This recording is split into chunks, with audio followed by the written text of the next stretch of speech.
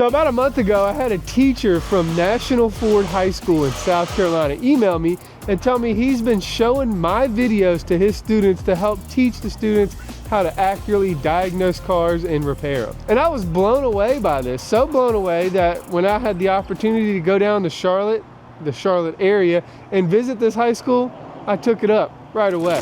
All right guys, today we are out of the shop and we are on the road. And unfortunately, we're not gonna go pick up a car, but we are gonna go talk to the youth of America.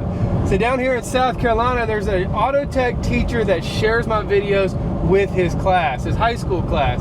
And today, we're gonna go visit them. He invited me out if I'm ever in the Charlotte area, and that's where we're at today. So here in just a few minutes, we're gonna pull up to the high school, and I'm not sure if the kids even know I'm coming or not, but I'm gonna teach them a thing or two.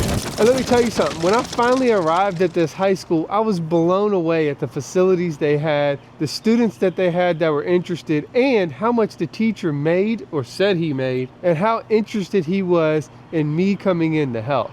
It seemed like I was in the right place at the right time to deliver the message I truly wanted to deliver. 650,000 is the number of mechanics that we have in the US today, okay? Here's the scary thing. 50% are that man's age. So the 50% of them are over the age of 40. We need some young guys. Of that 50%, 76,000 new jobs are created every year because those guys are retiring or people leave and go to different fields. 36,000 of y'all are coming out of school every year to be a mechanic. So needless to say, in the next 10 years, your parents are going to take their cars in to get fixed and ain't nobody going to be there. It's very important that we have some people learn this trade or any trade because trades translate.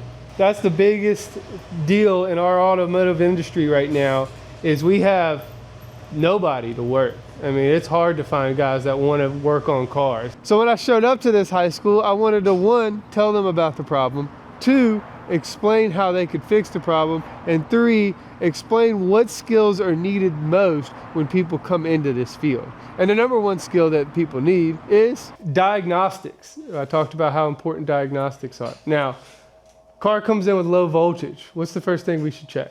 Battery or alternator. Alternator, there we go. Battery too, but so you check the voltage at the battery, right?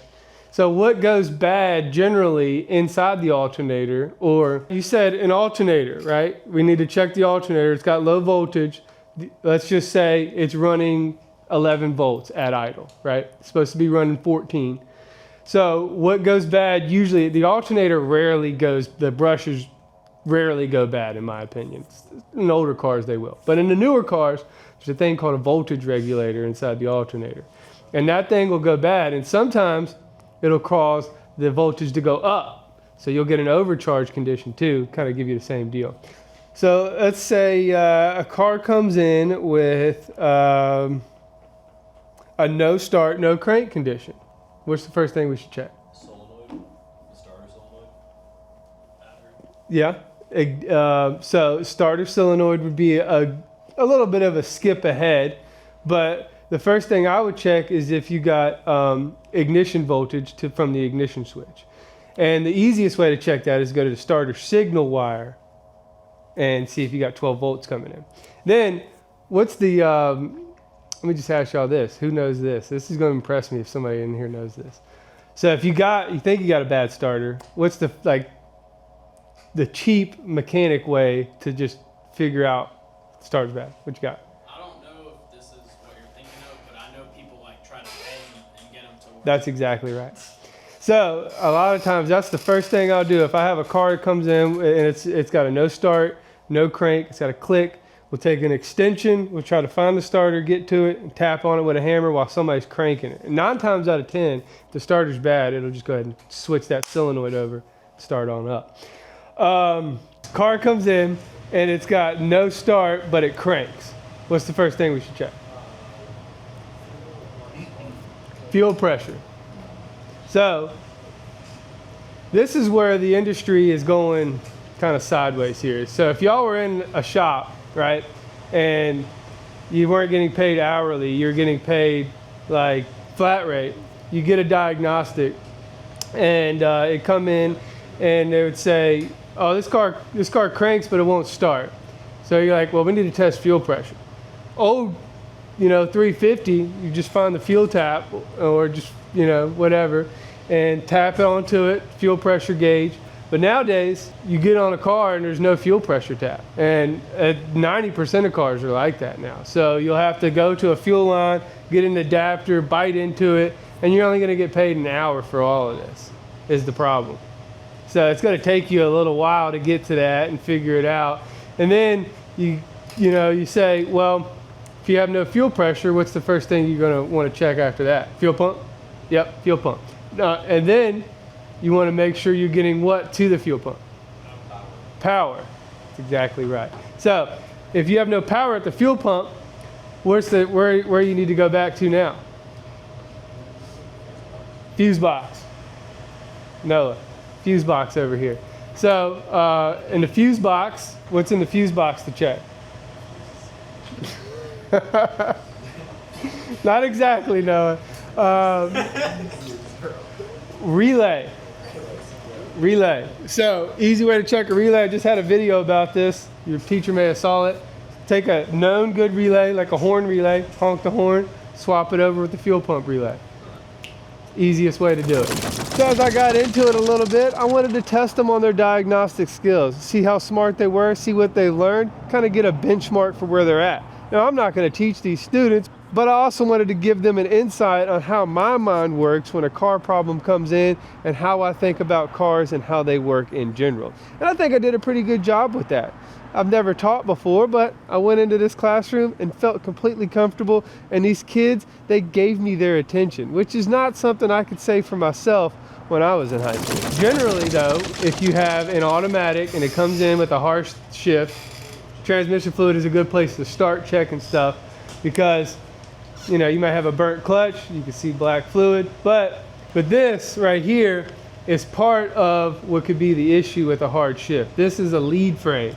It's basically a fancy word for a wiring harness. So what this does is it goes on top of a thing called a valve body. All right, and this is out of an F-150, probably about a 2012 model, and it can cause hard shifts because these speed sensors will go bad, and the computer won't know what speed the transmission's running at. Yeah, so there's a recall on these things right here, and it'll cause the transmission to shift from 6th to 2nd gear, and it's very dangerous because usually it happens on the interstate. So the main thing that'll happen with a hard shift is the valves that thing controls inside the mechanical valve body, they'll get stuck or they'll wear out, cause pressure leaks inside of them. So usually when we have a problem like that, we'll replace the entire valve body assembly.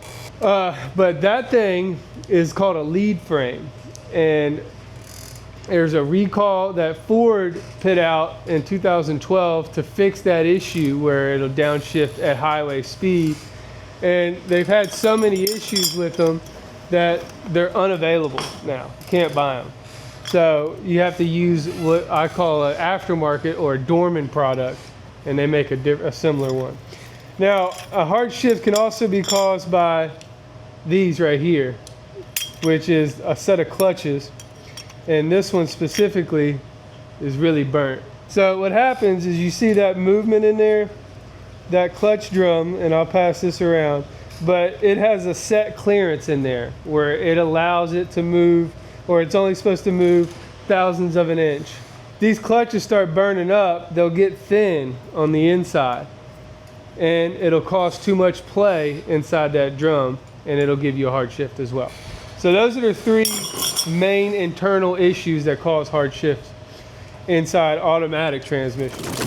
I planned on only talking for about 15 or 20 minutes and ended up sitting there for an hour speaking to these kids, and then I stayed another hour discussing things with the teacher afterwards. And by the end of it, the teacher was ready to hand me his job when he said he was retiring in 2 years. And honestly, I kind of considered it, because we need a new generation of techs, and when they get into the workforce, we need them to be properly trained so that they're ready to go as soon as they get there. This is what a 17-year-old hot rodder does to Here, his transmission. let me.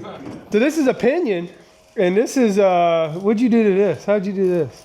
I don't know how I blew that up. This looks like a burnout. A lot of y'all probably, if you have any friends or parents that are into off-roading, you might say, oh, my truck's got 410 gears. Anybody ever heard that? 410 is the gear ratio inside the differential. And depending on your car, your wheel size, and your engine, you want to get different gear ratios for gas mileage and speed. So the way to figure out your gear ratio, a lot of times we'll take a differential apart and be like, oh, it's broken. We gotta order parts.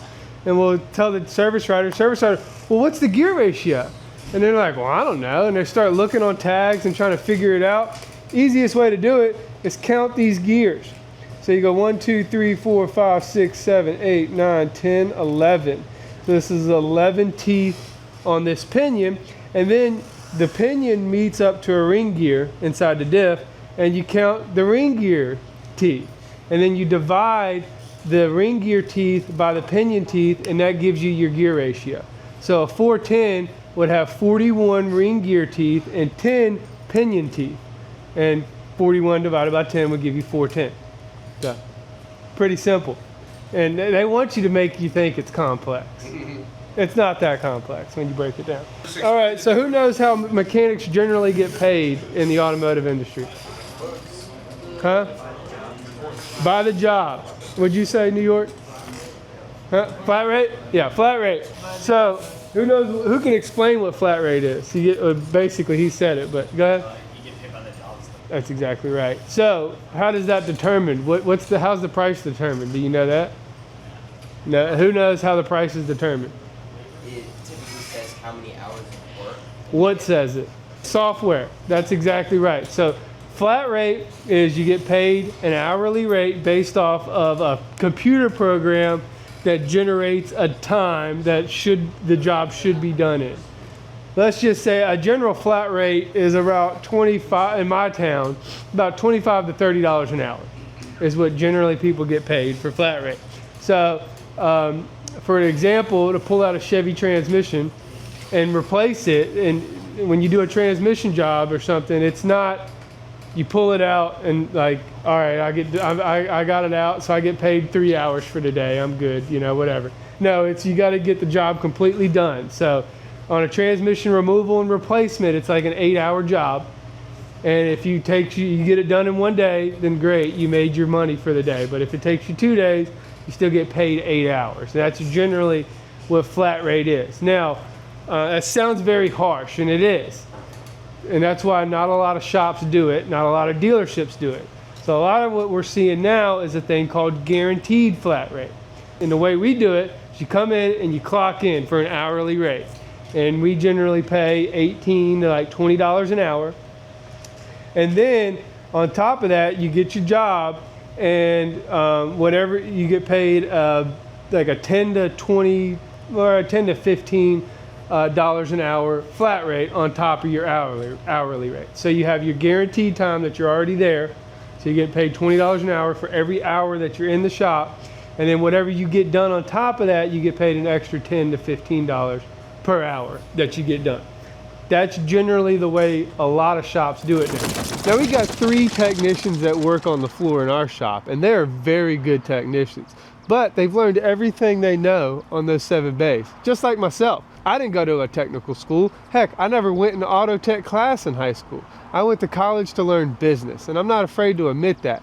But at the same time, I had no technical training when I showed up to work at this place and help my dad out. And I had to learn everything on the job, which makes stuff 10 times more stressful and makes you prone to a lot of mistakes, which in the end, you end up learning from. So I can't complain about it too much, but for the next generation, we need mechanics that are ready to come in and ready to go as soon as they hit the job floor. And going to this high school gave me a little bit of faith that the next generation may have those skills. Even if they're not going to be working on cars themselves, they could be working on diesel trucks, they could be working on fleet vehicles, they could be working on factory machine work, they could be working on electrical and plumbing. But we need all those jobs desperately. And it's a good thing to see that the young generation is actually interested in these jobs and actually wants to make money doing these jobs and wants to get their hands dirty. Hanging out with Mr. Adams and the class, And seeing that facility, seeing that place in there, and seeing how interested the kids were in cars and YouTube and in learning mechanics, seeing 350 engines apart inside, seeing a full alignment rack, and seeing 4 lifts with cars on them, donated cars for these kids to work on, for these kids to learn on, man, it gives me faith that we're actually going to have somebody to work on our cars in the future. I know this channel has been doom and gloom, but I actually got some faith now. And if you're a young kid out there and you don't have these facilities available to you and you're just watching me how to learn, just know that there's kids that do have these facilities and they're doing the same thing you are. They're watching me and they're learning from me. And it makes me proud, and it makes me want to do as many videos as possible to teach everybody to do what I can do, and to teach everybody to not just, sit around and wait for somebody to teach you something, to actually go out there, get your hands dirty, take stuff apart, and learn by trial and error. Because that's how I learned, and that's how a lot of kids are still learning. If you don't have these facilities available to you, that's the best way to learn, folks. And if you do have these facilities available to you, use them. Use them to the best of your abilities. Use them as much as you can. Take as much information out of those places as you can. Because once you get out of those places and get into a place like this, it's all about the dollar. It's all about how much you can make. And if you waste time trying to learn stuff or trying to worry about what you don't know, you're gonna lose money and you're gonna end up being broke and in a job you don't really like. So make sure you know what you like, and make sure you know how to do it, and use every resource available to you to be able to learn. And that's what I took away from this experience, and I hope to do more experiences like this. And if you're an auto tech teacher out there and you want me to come visit your class, just email me at justcallmeeddie1@gmail.com. And if you want some Stay Dirty t-shirts, go to stay-dirty.com. You can also follow me on Instagram and Facebook, and subscribe to this channel here. Thanks for watching, and whatever you do, however you do it, make sure you work hard, make sure you play hard, and most importantly, make sure you stay dirty and subscribe and keep learning. You can just call me Eddie.